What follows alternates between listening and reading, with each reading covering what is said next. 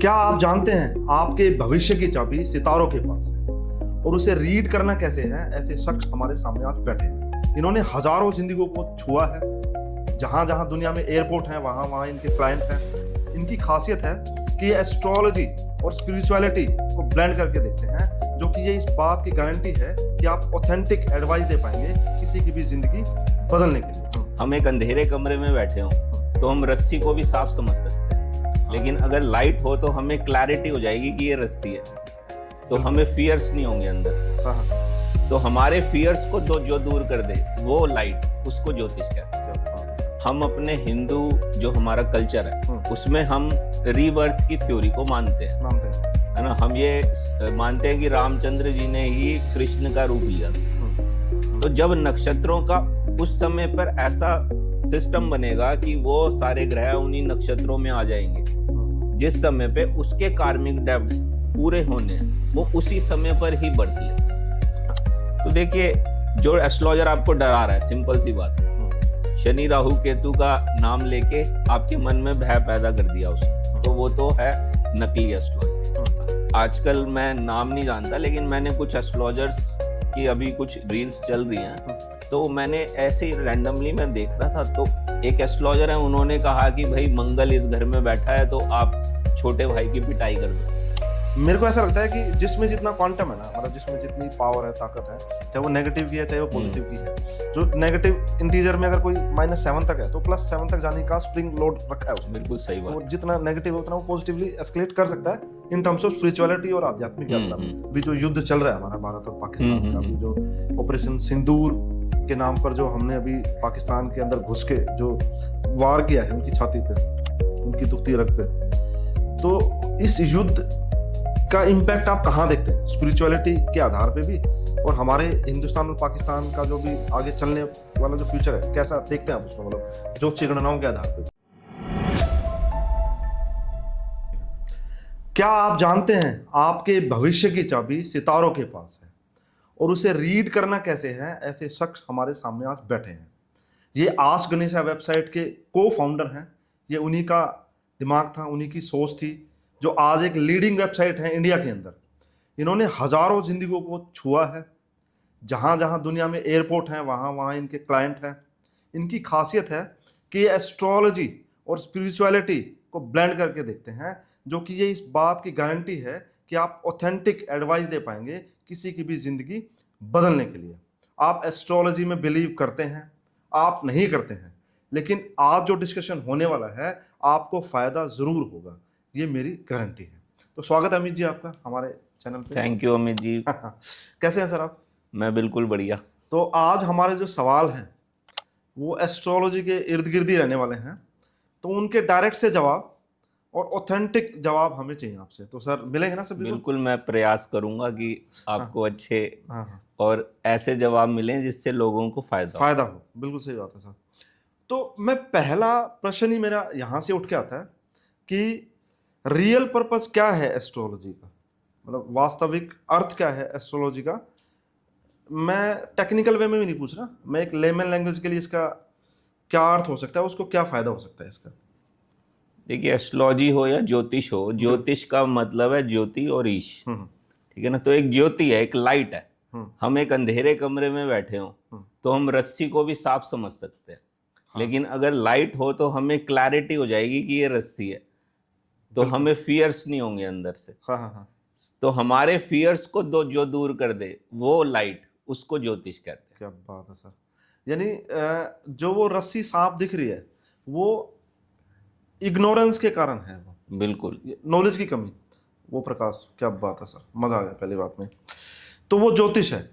तो जो आम आदमी है उसके लिए भी ये यही काम करेगा कि उसको सही रास्ता दिखाएगा? देखिए, आम आदमी, अगर हम एक इब्राहिम मैस्लो एक साइकोलॉजिस्ट हुए थे, ओके, है ना, उन्होंने एक पिरामिड से थ्योरी दी थी। बिल्कुल बिल्कुल, है ना। तो मुझे लगता है कि हम सभी आम आदमी होते हैं, उसमें से कुछ खास ऐसे होते हैं जो कुछ लोगों के लिए कर देते हैं और आम आदमी उसको खास बना देते हैं। एग्जैक्टली, है ना। तो मैस्लो जो है वो ये कहते हैं कि जो सबसे नीचे वाली लेयर होती है उसमें ज़्यादातर आपको लोग मिलेंगे जो साइकोलॉजिकल नीड्स होती है जिनकी, ठीक है, उन्हें रहने के लिए घर चाहिए, उन्हें खाना चाहिए, उन्हें पानी चाहिए, और सेक्सुअल डिज़ायर्स होती हैं उनकी, ठीक है। तो ज़्यादातर जो लोग होते हैं वो इसी जद्दोजहद में ही अपनी ज़िंदगी निकाल देते हैं। बिल्कुल बिल्कुल। और उनके क्वेश्चंस भी आप देखेंगे तो यही होंगे कि भाई मैं जो है अच्छा मेरे को खाना मिल जाए तो मैं क्या काम करूं, मैं अच्छा कमा पाऊंगा नहीं कमा पाऊंगा, या मेरा घर बन पाएगा नहीं बन पाएगा। तो वो बेसिक क्वेश्चंस उनके वही होते हैं। उसके ऊपर वाली जो लेयर होती है तो आप देखेंगे कि अब उनको सिक्योरिटी चाहिए, सिक्योरिटी चाहिए, क्योंकि वो बेसिक चीज़ें उनके पास हैं। अब उनको सिक्योरिटी चाहिए, उन्हें ऐसा एक एनवायरनमेंट चाहिए जहां पर कोई अगर उन पे हमला करे या उनकी फाइनेंशियल स्टेबिलिटी को हिला रहा हो तब वो अंदर से कांपते हैं, ठीक है ना। तो उनके क्वेश्चंस डिफरेंट होंगे। उनके क्वेश्चंस क्या होंगे कि भाई मैं लाइफ में प्रोग्रेस कर पाऊंगा नहीं कर पाऊंगा, अब मेरे पास सारी चीजें हैं लेकिन अब मुझे और पैसा कमाने के लिए क्या चीजें करनी है, ठीक है। उसके ऊपर वाली जो लेयर आती है वो आती है लव और कंपैशन। अब वो बेसिक चीजें सारी पूरी हो गई, अब चाहिए असली प्यार। तो ज्यादातर फिर क्वेश्चंस आते हैं कि भाई मुझे ट्रू पार्टनर मिलेगा नहीं मिलेगा, सोलमेट मिलेगा नहीं मिलेगा, है ना। उसके ऊपर वाली जो लेयर होती है वहां पर आ जाता है फेम के पीछे भागने लगते हैं लोग, क्योंकि सब चीजें अब उनके पास हैं, सारी चीजें हैं। तो अब उन्हें चाहिए अपनी ईगो सेटिस्फाई करने के लिए, अब वो पोजीशन चाहते हैं जहां पर वो अपनी प्रभुत्व दिखा सके। और सबसे ऊपर जो एक छोटी सी लेयर आती है वहां पर आती है सेल्फ अवेयरनेस वाले लोग आते हैं, जो आपने देखा होगा हु एम आई के पीछे भागते हैं, मैं कौन हूं, है ना। तो वो बहुत एक छोटी सी लेयर है। तो ज्यादातर एस्ट्रोलॉजी के जो क्वेश्चंस मिलते हैं हमको वो यही मिलते हैं कि भाई मेरी शादी कब होगी, मेरा पार्टनर अच्छा है कि नहीं अच्छा, मेरी जॉब कब लगेगी, मैं पैसे कब कमाऊंगा। तो ज्यादातर इसी क्वेश्चन में लोग घूमते रहते हैं और उन्हें यह लगता है कि यही रियल पर्पस है एस्ट्रोलॉजी का। हाँ। जो ज्योतिषी हैं वो भी इन्हीं क्वेश्चंस के आंसर दे रहे हैं, लेकिन एक्चुअल रियल पर्पस जो है एस्ट्रोलॉजी का, मैं उसको ना सेल्फ अवेयरनेस टूल मान के चलता हूँ। क्या बात है। ठीक है, एस्ट्रोलॉजी हमें यह बताती है कि हम इस समय पर जो पैदा हुए तो इसका मतलब हमारे कुछ कार्मिक डेब्ट्स थे जिसकी वजह से हमने इसी समय पर जन्म लिया, ठीक है। और ये इवेंट्स हमारी लाइफ में होने वाले हैं। तो अब मुझे उस समय पर एक अवेयर होकर अपने उन इवेंट्स को इस तरह से बिताना है कि मैं उसमें कोई भी ऐसा गलत एक्शन ना लूं जिससे मेरे दोबारा से कार्मिक डेब्ट्स बन जाएं। ओके, समझ रहे हैं आप ये कह रहे हैं कि मूलाधार वाला जो था, मूलाधार यानी जो बेसिक नीड से ऊपर उठ के मैं ऊपर आ रहा हूँ, अगर उसी पिरामिड से समझे तो मेरी यात्रा आगे तक की है। अगर वहीं रह जाऊंगा, उसी सर्कल में रह जाऊंगा, वीसीएस सर्कल में घूमता रहूंगा तो वहीं रह जाऊंगा। बिल्कुल, बहुत बढ़िया। जैसे अभी आपने चक्रों से इसको रिलेट कर हाँ, मूलाधार मेरे को आप जो बोल रहे थे मेरे को रिलेट हो रहा था कि ये मूलाधार चक्र की बात हो रही है। नहीं, कि मूल आधार वाली जो चीजें उसी में अटक के रह जाते हैं। हाँ बिल्कुल, वो चक्रों वाला जो सिस्टम है वो भी इसी पिरामिड की तरह ही है। पिरामिड की तरह ही है, मेरे को विजुलाइज हो रहा था जब आप बोल रहे थे। सर मजा आ गया सर, ये तो किसी से बात हो ही नहीं पाई अभी तक, जितने लोगों से मैंने बात करी है। तो आप ये कह रहे हैं कि रियल पर्पस जो है एस्ट्रोलॉजी का वो हमारी आध्यात्मिक उन्नति, प्रगति, या हमारे जीवन का असली पर्पस क्या है कि मैं कौन हूँ, या फिर रस्सी और सांप का जो भेद है उसको समझने तक ही है। बिल्कुल सही बात। क्या बात है सर।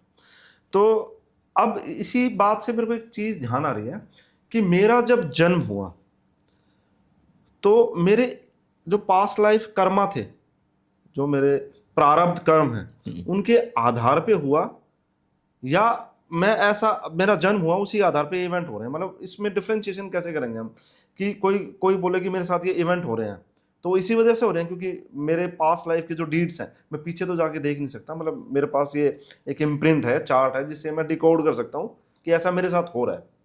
तो मेरा सवाल इतना सही है कि मेरे साथ जो इवेंट हो रहे हैं वो किसी कोज एंड इफेक्ट के तहत पीछे से चल के आ रहा है और उसके आधार पे हो रहे हैं। Is it like that? मतलब ऐसा ही है सर ये?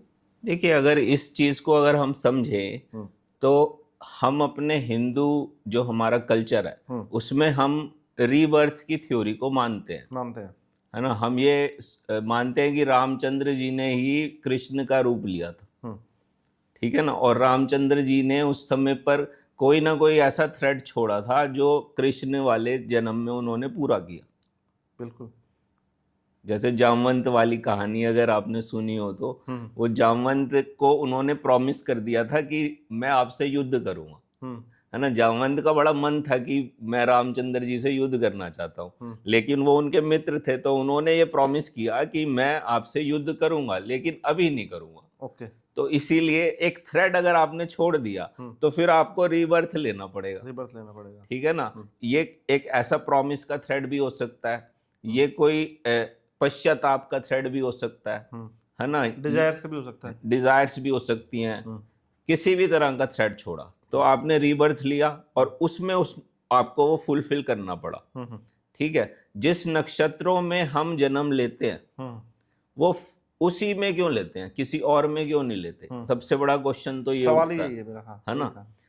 क्योंकि आपके जो पिछले कार्मिक डेब्ट्स हैं या जो चीजें आपने अब पूरी करनी है, सोल का पर्पस है अवेकन होना, हमें ईश्वर के से मिलना है। ये हमारा मेन मकसद है। हर सोल का यही मोटिव है कि ईश्वर से मिलन हो जाए मेरा, ठीक है ना। इसीलिए हम भटक रहे हैं और सच्चे प्रेम की तलाश में भी है। वो सच्चा प्रेम तो ईश्वर से ही मिलने ईश्वर वाला से होता है, बिल्कुल ठीक सही है। बात है। तो जब नक्षत्रों का उस समय पर ऐसा सिस्टम बनेगा कि वो सारे ग्रह उन्हीं नक्षत्रों में आ जाएंगे जिस समय पे उसके कार्मिक डेब्ट्स पूरे होने हैं, वो उसी समय पर ही बर्थ लेता है।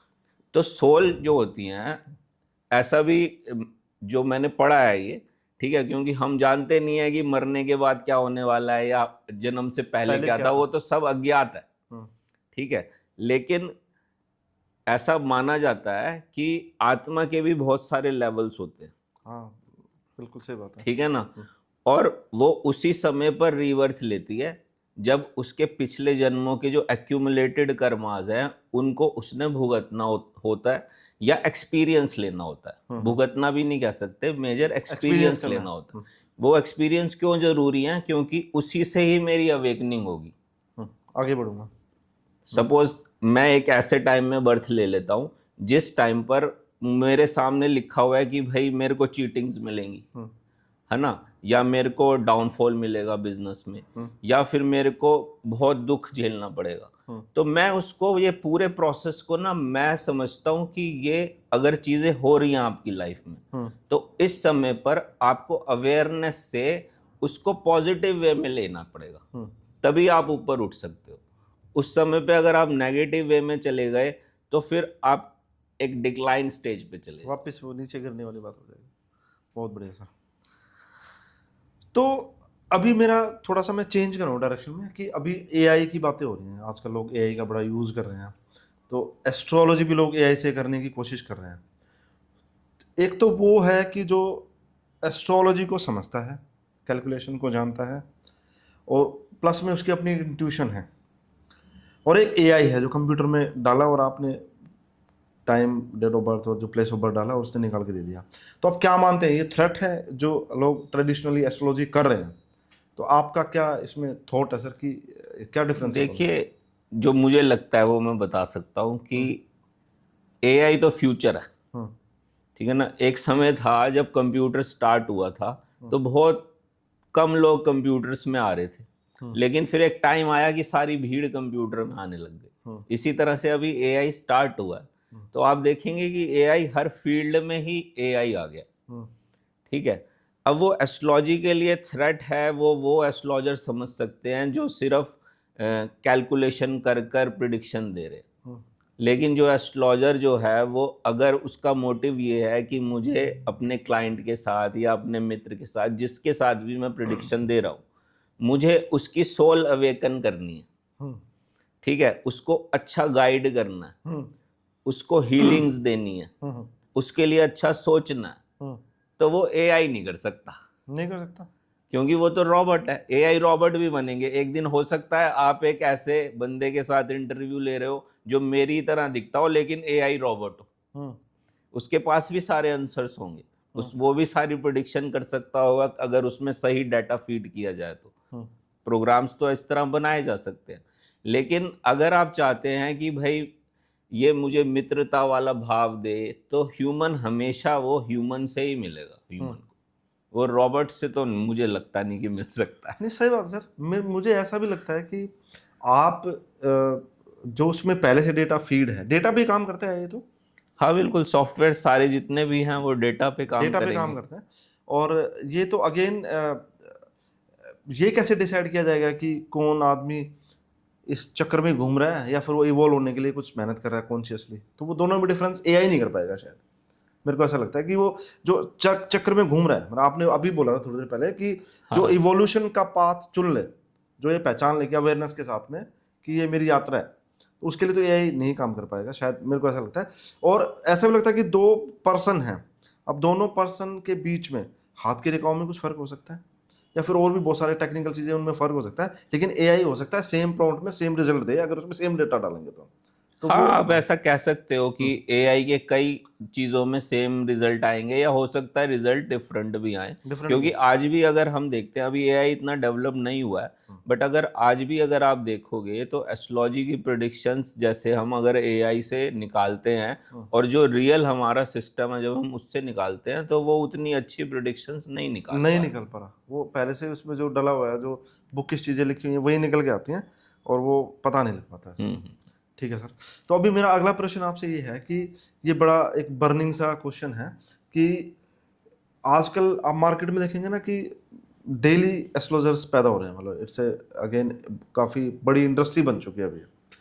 तो एक लेमैन व्यक्ति, जो एक सीधा साधा व्यक्ति है, तो वो अपनी किसी मुसीबत को सॉल्व करने के लिए या डायरेक्शन पाने के लिए जाता है ज्योतिषी के पास में। सही बात। तो वो कैसे इस बात का निर्धारण करे कि जिससे मैं बात कर रहा हूँ वो एक प्योर सोल है या एक सही एस्ट्रोलॉजर है या नहीं है? तो असली और नकली का फर्क कैसे हम डिफरेंशिएट कर सकते हैं? देखिए, जो मुझे लगता है कि जो अभी आम आदमी कह लो या उसको अभी बहुत ज़्यादा अवेयरनेस डेवलप नहीं हुई है, ठीक है, तो उसकी इंट्यूशन काम नहीं कर रही होती।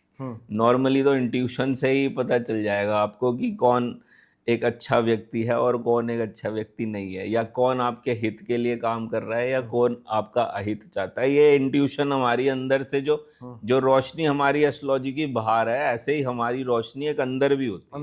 बिल्कुल सही बात है। जब तक अंदर की रोशनी जागृत नहीं हुई, उन लोगों के लिए अगर फेक एस्ट्रोलॉजर या रियल एस्ट्रोलॉजर के बीच का डिफरेंस शायद आप पूछ रहे हो कि वो कैसे निकाले, यही क्वेश्चन है ना? यही क्वेश्चन है मेरा, है ना? तो देखिए, जो एस्ट्रोलॉजर आपको डरा रहा है, सिंपल सी बात है, शनि राहु केतु का नाम लेके आपके मन में भय पैदा कर दिया उसने, ठीक है, और उसका मोटिव है कि भाई इसके मन में भय पैदा करके कुछ फायदा उठा लूं, तो वो तो है नकली एस्ट्रोलॉजर। ठीक है, लेकिन अब उसे पहचाने कैसे, क्वेश्चन सबसे बड़ा ये आ जाता है। ठीक है ना? तो अगर आप डर रहे हो तो इसका मतलब वो व्यक्ति ठीक नहीं है एस्ट्रोलॉजी एडवाइस के लिए, क्योंकि सही एस्ट्रोलॉजर हमेशा आपको गाइड करेगा, आपको मोटिवेट करेगा, आपको हिम्मत देगा, ताकि आप एक अच्छे रास्ते पर चल सके। ठीक है ना?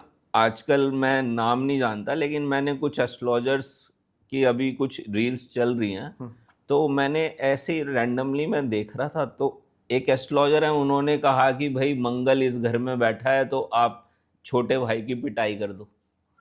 पिटाई कर दो? हाँ, कर दो। अच्छा।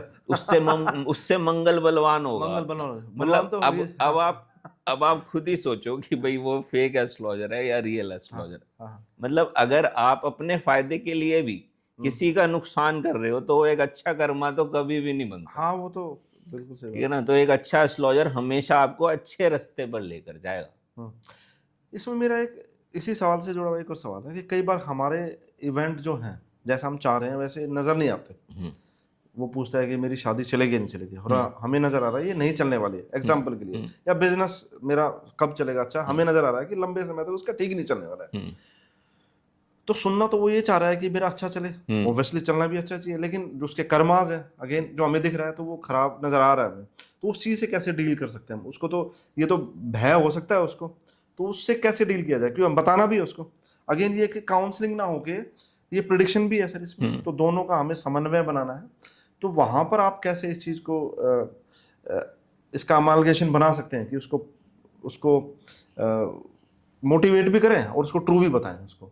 आप अपने अनुभव से बता सकते हैं सर, आपने हजारों हाँ, तो बिल्कुल ऐसा ही था। स्टार्टिंग में जब हमने ज्योतिष सीखी थी तो हम इतने उदंड होते थे कि हम सीधा उसको बोल देते थे कि भाई तेरा खराब होगा। अब दिख रहा है कि हाँ भाई आगे का पीरियड खराब है, तो हम इतने उदंड हो जाते थे कि भाई ये पीरियड तेरा खराब हो गया।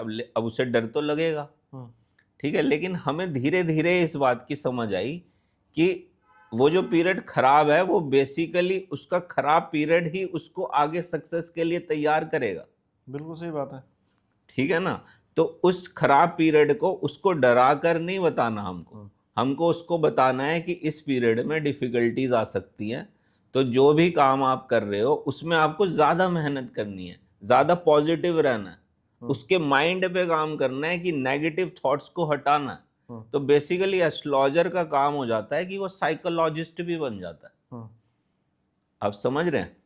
तो साइकोलॉजी भी इसमें ऐड हो जाती है फिर एस्ट्रोलॉजी में, क्योंकि अगर मान लीजिए किसी की शादी नहीं चलनी या फिर एक पेयर है उनकी शादी हो चुकी है, अब आपको पता है कि हाँ भाई दोनों के चार्ट्स में दिक्कत है, ठीक है। तो अब सेल्फ अवेयरनेस और वो सोल की अपलिफ्टमेंट की जरूरत है।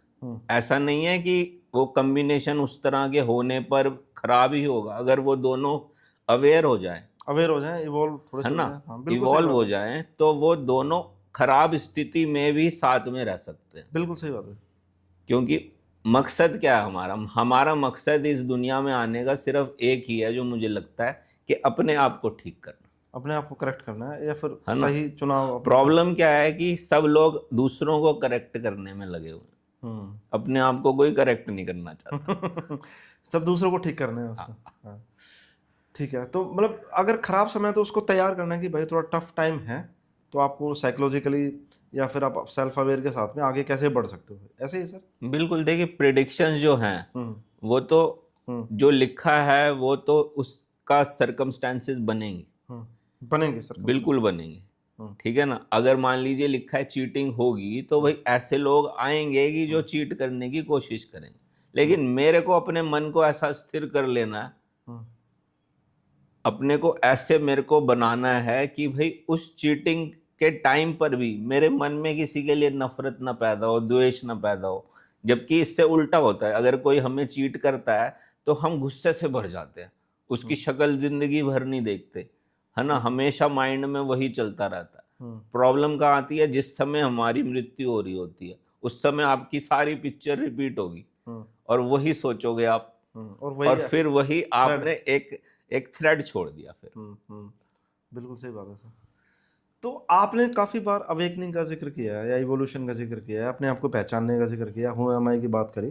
तो एस्ट्रोलॉजी से हम कैसे ये जान सकते हैं कि अवेकनिंग कब होगी या कैसे होगी, या प्लैनेट्स के जो कॉम्बिनेशंस हैं उनके आधार पे आप कुछ एग्जांपल्स दे सकते हैं ताकि हमारे दर्शकों को भी पता लग सके कि इसका रियल मतलब क्या है इसका। देखिए हमारे प्लैनेट्स जो हैं वो हमारे शरीर में ही है ना।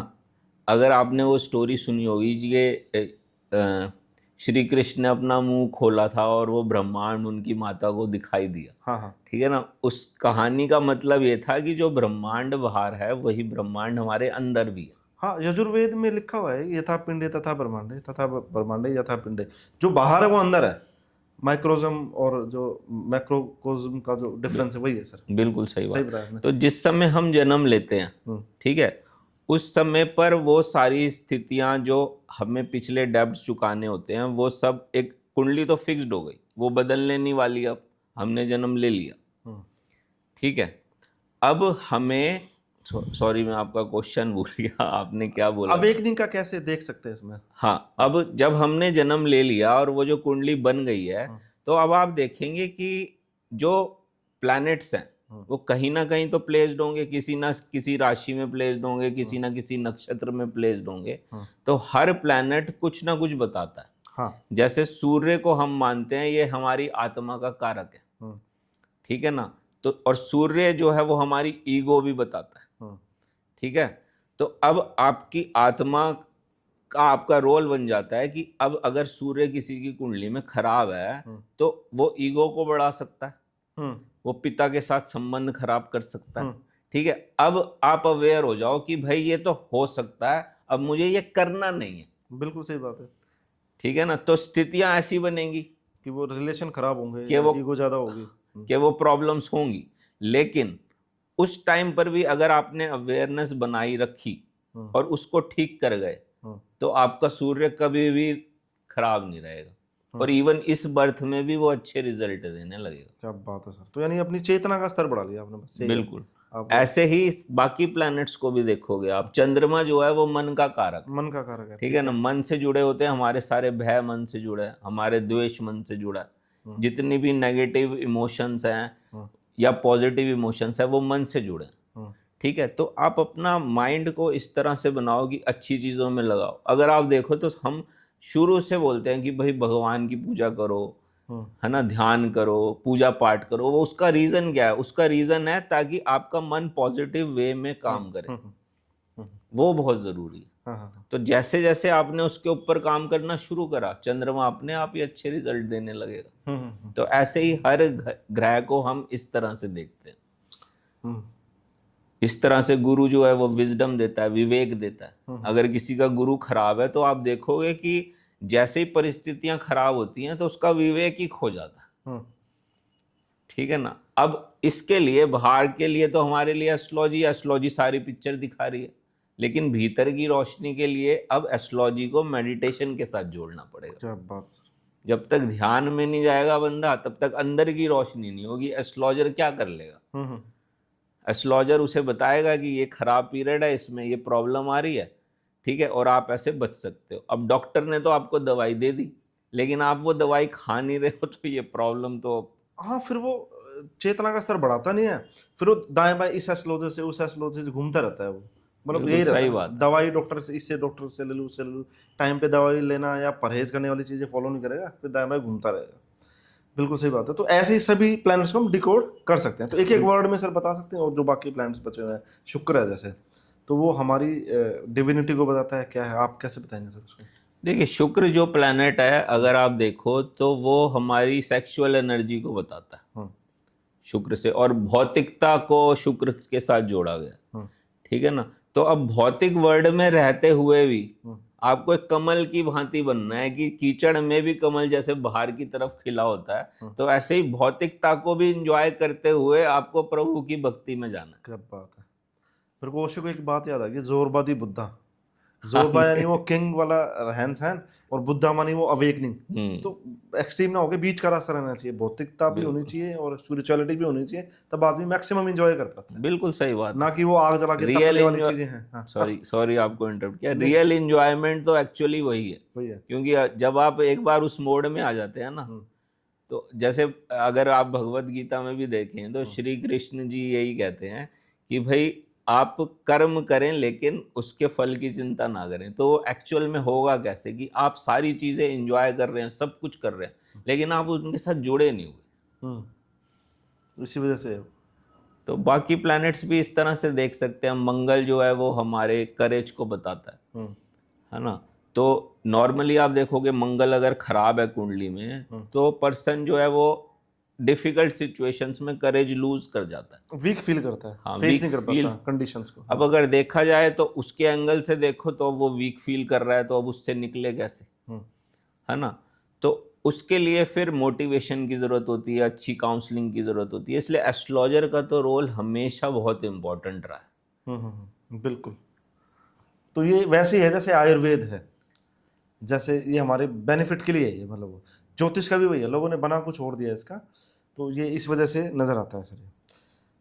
तो अगर किसी का चार्ट अच्छा नहीं है तो उसे डरने की तो आवश्यकता है ही नहीं। ये आपने कवर कर दिया शायद कि उसको अवेयरनेस के साथ आगे बढ़ना है। यार आप इसमें कुछ कहना चाहते हैं तो आप सर ऐड कर सकते हैं इसमें। देखिए, जो मैंने अपना प्रैक्टिकल एक्सपीरियंस में मैंने देखा, जिनके चार्ट अच्छे होते हैं, अच्छे से मतलब जिन्हें हम अच्छा बोल रहे हैं, है ना, तो वो भौतिकता में बड़े अच्छा परफॉर्म कर रहे होते हैं। हाँ, वो प्रोग्रेस कर रहे होंगे प्रोफेशनली भी बहुत ज़्यादा, उनका नाम भी होगा, है ना।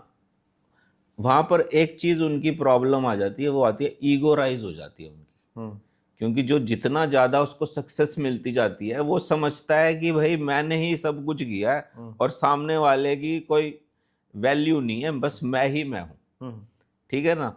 तो वहाँ पर अच्छे चार्ट्स में ना वहाँ प्रॉब्लम आती है। तो अच्छे चार्ट होने के बाद भी हम उसको यही समझाते हैं कि अब आपको हम्बल बनना है, अब आपको लोगों की वैल्यू को समझना है, ये नहीं समझना कि भाई उसकी कोई वैल्यू नहीं है या आप ही आप हो, ऐसा नहीं समझना, क्योंकि तभी आपके प्लैनेट्स जो हैं वो आपको और ज़्यादा अच्छा रिजल्ट देंगे, नहीं तो फिर से वही डिक्लाइन की स्टेज में चले जाओगे आप। बिल्कुल सही बात है। और मैंने ये भी देखा अमित जी कि जिनके खराब प्लैनेट्स होते हैं ज़्यादा अगर कुंडली में, तो आप देखोगे कि उनकी लाइफ में स्ट्रगल्स बहुत होते हैं।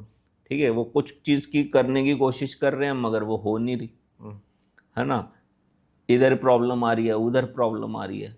लेकिन अगर उनको जब और गौर से रीड किया गया तो वो लोग होते हैं जो जल्दी से मेडिटेशन में मूव कर जाते हैं, उनको ध्यान की प्रक्रियाएं भी सारी जल्दी सीख जाते हैं वो। तो एक तरह से भगवान उनको दुख देकर अपनी ओर खींच रहा है। तो अब अच्छा चार्ट होना चाहिए कि खराब चार्ट होना चाहिए, ये भी थोड़ा असमंजस हो जाता है कि मेरी जर्नी क्या है। उसमें ये भी है ना सर कि हम तो मेटरलिस्टिक पॉइंट ऑफ व्यू से देख रहे हैं अच्छा और बुरा, अब आध्यात्मिक दृष्टि से तो सारे अच्छे हैं, सारे एक जैसे हैं। बिल्कुल सही है ना। और मेरे को ऐसा लगता है कि जिसमें जितना क्वांटम है ना, मतलब जिसमें जितनी पावर है, ताकत है, चाहे वो नेगेटिव की है चाहे वो पॉजिटिव की है, जो नेगेटिव इंटीजर में अगर कोई -7 तक है तो +7 तक जाने का स्प्रिंग लोड रखा है उसमें। बिल्कुल सही बात। तो जितना नेगेटिव है उतना वो पॉजिटिवली एस्केलेट कर सकता है इन टर्म्स ऑफ स्पिरिचुअलिटी और आध्यात्मिक यात्रा में। मतलब ये मेरी सोच है, मतलब ऐसा हो सकता है। नहीं, बिल्कुल सही बात बताया। तो वो इसलिए अंगुलीमाल भी इतना बड़ा संत बन पाया। हाँ जी, हाँ जी। तो नेगेटिव था इसलिए तो वो था सर।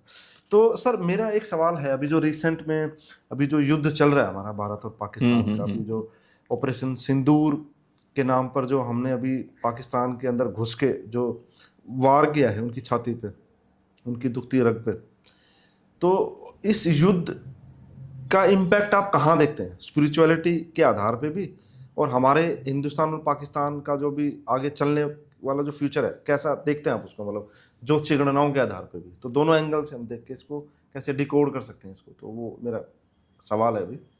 आपने अभी युद्ध की बात करी ना। हाँ। तो अभी कुछ दिन पहले ही बात हो रही थी, तो मुझे वो रामायण, आपको याद है जब हम छोटे बच्चे थे, आज से कम 30 साल पहले, तो टीवी पे रामायण आती थी।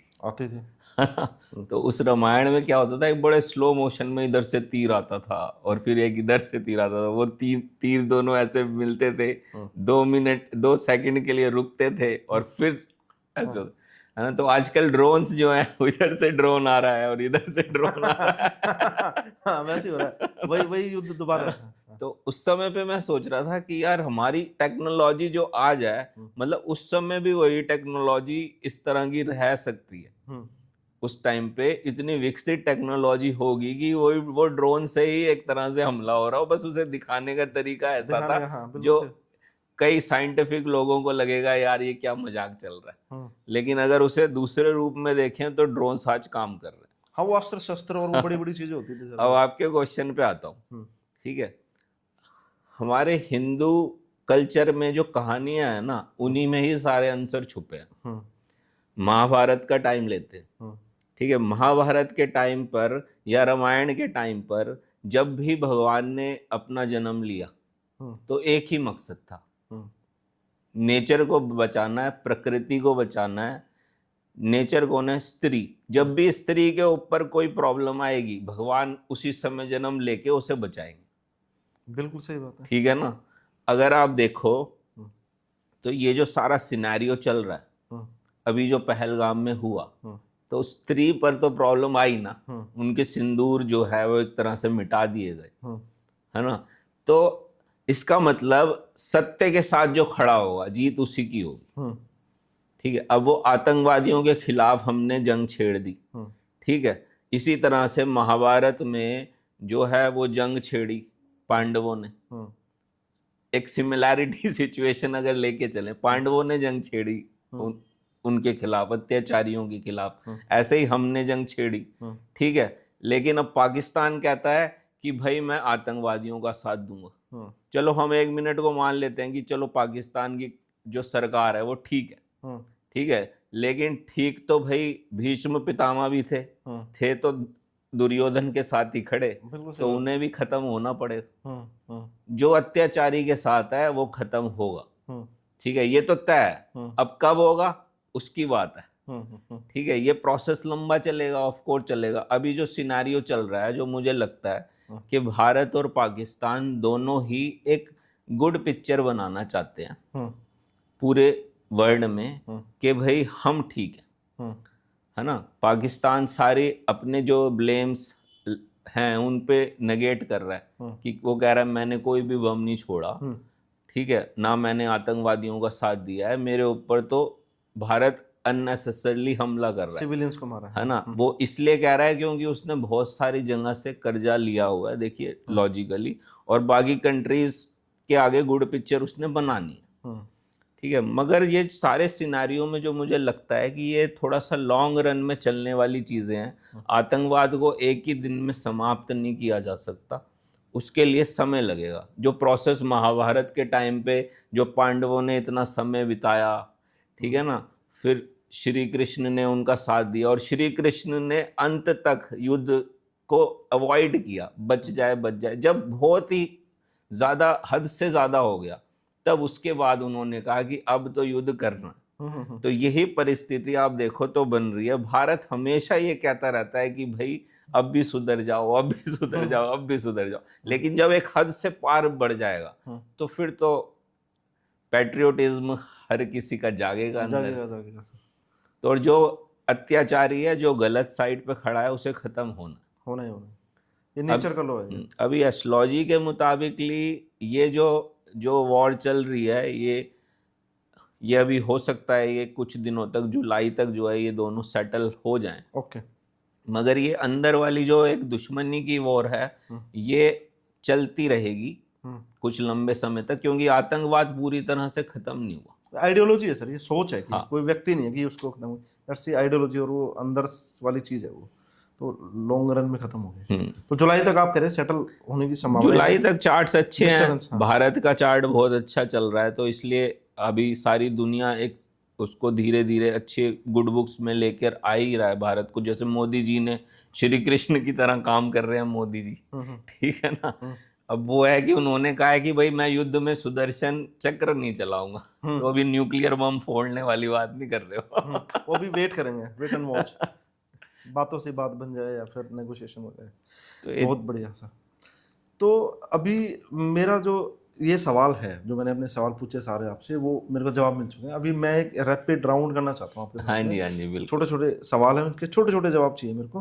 कि जो जोडिएक जितने हमारे साइन हैं, जो राशियाँ हमारी हैं, उसमें सबसे बिगेस्ट रेड फ्लैग कौन सा है रिलेशनशिप की कॉन्टेक्स्ट में अगर देखा जाए तो? देखिए रैपिड राउंड है, बड़े छोटा सा आंसर देना है क्या इसका? हाँ आप जैसे दे आप देना चाहें। हाँ देखिए राशियां जो हैं ये ऊपर से ही देखते हैं हम लोग, है ना। किसी एक पर्टिकुलर राशि को बोल देना कि उस राशि के सारे लोग ही ऐसे होंगे, ये एक सही सिस्टम नहीं कहूँगा मैं, है ना। लेकिन हम एस्ट्रोलॉजी को जब शुरू में सीखते हैं तो हम राशियों की प्रवृत्ति और वो सब हम बताते हैं, ठीक है ना। तो आपका क्वेश्चन था कि राशि कौन सी बिगेस्ट रेड फ्लैग कौन सा है रिलेशनशिप के लिए? अच्छा, रिलेशनशिप के लिए रेड फ्लैग कौन सा? तो हम रिलेशनशिप के लिए रेड फ्लैग तो देखो, एक तो जेमिनी साइन जो है, हम ये कहते हैं कि भाई वो एयरी साइन है, हवा में बातें करते हैं। तो अगर जो जितने भी यंगस्टर्स हैं वो जेमिनी को इस तरह से ले सकते हैं कि भाई उनके वादे अक्सर वो कहते कुछ हैं, वो कहते हैं मैं सितारे तोड़ लाऊंगा। लेकिन जब सितारे तोड़ने का समय आएगा, जब रियल टेस्टिंग होगी, तो उस समय पर फिर वो फेल हो जाता है, फिर वो सो रहा होगा। ठीक है, तो भाई आप अवेयर रह सकते हैं जेमिनी वालों के लिए, बहुत अच्छे लोग होते हैं। लेकिन रेड फ्लैग कहाँ है हमने बता दिया आपको। सर मरकरी को हमारे एक्सप्रेशन का कारक माना जाता है, मतलब कम्युनिकेशन का कारक माना जाता है। अगर वो रेट्रोग्रेड है तो क्या ये एक्सक्यूज है उसके बैड बिहेवियर का, जिसके चार्ट में भी ऐसा है? नहीं, मुझे लगता नहीं अमित जी कि मरकरी रेट्रोग्रेड हो जाता है तो वो बैड बिहेवियर देता है। क्योंकि अगर आप मेरे संदर्भ में बहुत लोगों से मिलेंगे तो वो सब यही कहेंगे कि मेरा बिहेवियर तो अच्छा है, लेकिन मेरा मरकरी रेट्रोग्रेड। हाँ मतलब लोग एक्सक्यूज देते हैं, मैंने भी बोला। है ना। तो ऐसा नहीं है कि मरकरी रेट्रोग्रेड हो गया तो बैड बिहेवियर हो गया, मतलब वो। हाँ, तो बैड बिहेवियर होने के अलग कॉम्बिनेशंस होते हैं, सिर्फ मरकरी के ऊपर हम ब्लेम नहीं लगा सकते। बिल्कुल सही बात है सर। ठीक है, तो दो जोडिएक साइन का एक जैसा बिहेवियर हो सकता है, यस और नो सर? दो जोडिएक मतलब एक ही दो पर्सन है, उनका सेम जोडिएक साइन है, मेरा सवाल ऐसा है, तो दोनों का बिहेवियर सेम होगा? ज़ोडिएक साइन से बस आप ऊपर ऊपर देख सकते हो, जैसे 2 कैंसर साइन के हैं तो वो इमोशनल तो होंगे, लेकिन इमोशंस में भी वैरायटी आती है वैरायटी ना। आएगी, कोई इमोशंस में रो रहा है, कोई इमोशंस में गुस्सा कर रहा है, कोई इमोशंस में कंजर्वेटिव हो गया, कोई इमोशंस में बात करना छोड़ दिया किसी ने, तो ये सब वैरायटी आ गई, लेकिन इमोशंस है। ठीक है सर। सबसे ज्यादा इमोशनल ज़ोडिएक साइन कौन सा है? देखिए 3 वाटरी साइन होते हैं हमारे। एक होता है कैंसर साइन, कर्क राशि जो होती है, एक स्कॉर्पियो राशि वृश्चिक राशि होती है, और एक मीन राशि होती है पाइसेस राशि। ये तीनों ही वाटरी साइन है, तो इमोशंस तो तीनों में है। लेकिन अगर इन तीनों में सबसे ज्यादा देखेंगे तो स्कॉर्पियो जो साइन है ना, वो स्कॉर्पियो जैसे डंक मारता है, तो वो इमोशंस जो है वो नेगेटिव इमोशंस की तरफ ले जाता है कि अगर उनको तंग किया किसी ने तो वो अपने माइंड में रखते हैं कि हाँ भाई इसने मुझे परेशान किया था, तो कभी ना कभी वापस रिएक्ट करते हैं। अच्छा, ठीक है सर। तो सबसे ज़्यादा इमोशनल जो साइन है, जो आर्ग्यूमेंट में रोना धोना शुरू कर देते हैं आपके हिसाब से? देखो रोना धोना तो कोई भी साइन कर सकता है रोना धोना शुरू, लेकिन कैप्रिकॉर्न के केस में मैं बताऊंगा कि अगर वो रो रहे हैं तो वो नकली आंसू भी हो सकते हैं। अच्छा, ठीक है। मगर रोना धोना भी इमोशन से ही जुड़ा हुआ है, तो वही वाटरी साइन जो है वो रोना धोना थोड़ा सा करते हैं, लेकिन उसमें भी वैरायटी आएगी वही सेम।